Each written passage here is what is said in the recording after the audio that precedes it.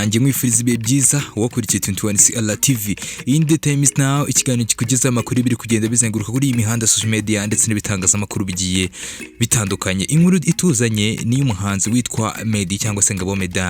Kuri ubu rero ari mu bahagaze neza mu ndirimbo za gospel, akaba yamaze no guca amarenga yuko abagiye kugaruka mu muziki usanzwe ari wo secular music.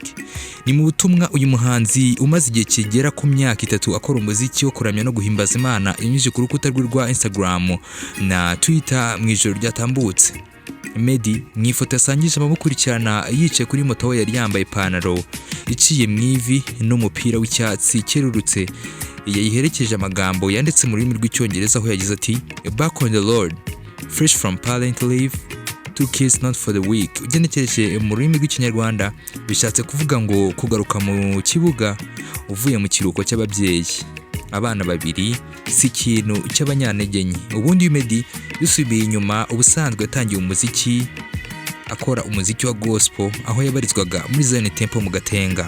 Icyo gihe yakoze indirimbo nka ungirira ubuntu ari nayo yamufunguriye amarembo y'ubwamamare. Nubwo yagiye mu muziki w'isi ntabwo yibagiwe Imana, ahubwo yanyuzagamo akayiramya. Muri uko indirimbo ye Holy Spirit yakunzwe n'abatari bakeya.